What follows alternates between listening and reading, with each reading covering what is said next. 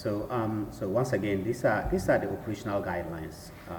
Perhaps there are other steps, that I've just skipped over. But basically, these are the most important steps you go through in setting up the model and then finally running it and analyzing your results.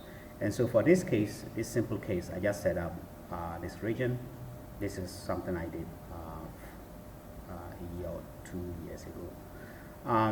And so the grid is 1/4 degree, which means that the distance between the grid lines here is like 28 kilometers. This is the horizontal.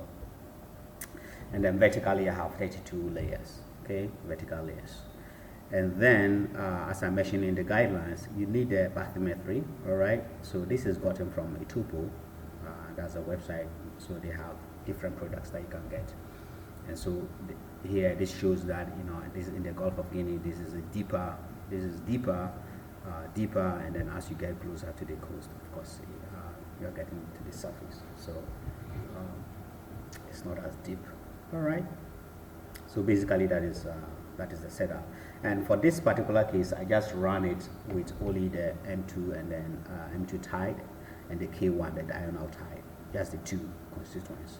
There was no wind forcing, nothing, just put in the tides and run the model. Okay. So when you do that, you can basically see, for instance, if you are here somewhere in Tema, you stand at a particular spot, you see high tides, and then you have low tides, and you have high tide, and then this is high, low tide, high tide, low tides. Okay, so basically high, low, and of course the tides themselves are moving like Kelvin waves, in the counterclockwise direction in the domain.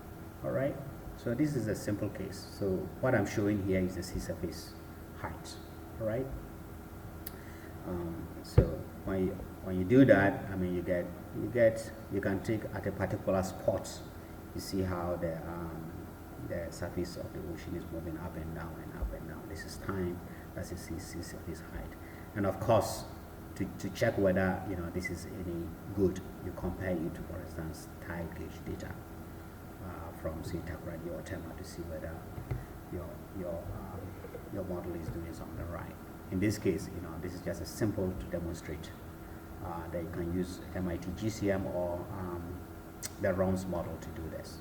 Okay. So if you go to the website of, for instance, MIT GCM or ROMS, and you want to download the model, okay, you should bear in mind that all these models run on a Unix-like environment. All right. So they don't run on Windows. It has to be Linux or Ubuntu. All right. So if you have a Windows machine like mine, what you have to do is you also have to download what is called a virtual box. If you Google virtual box, you find. So this virtual box will be like a new machine within your Windows machine, laptop. And then you install Ubuntu. And then Ubuntu will be like a Linux operating system that is within your Windows machine.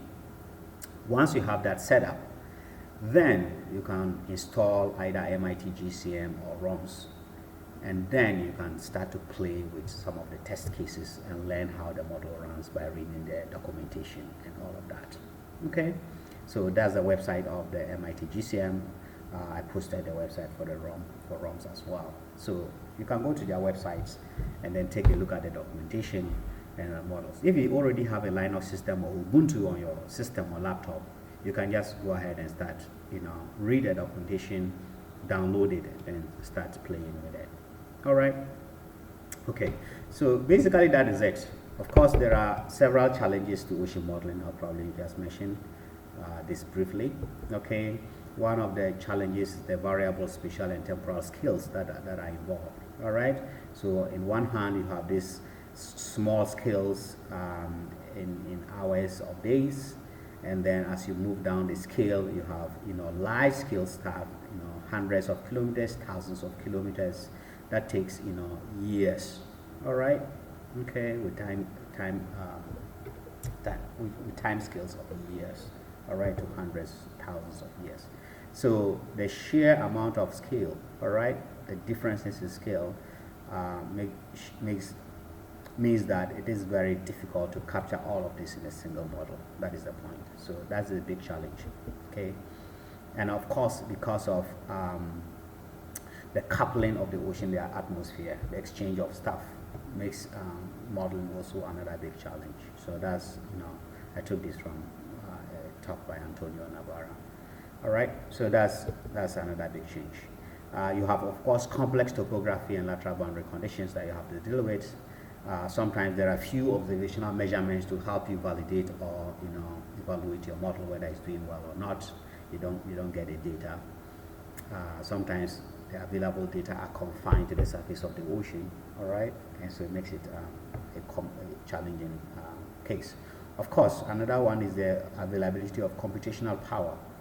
Sometimes you need, maybe a supercomputer or a very strong computer to be able to run, depending on what you want to do. All right.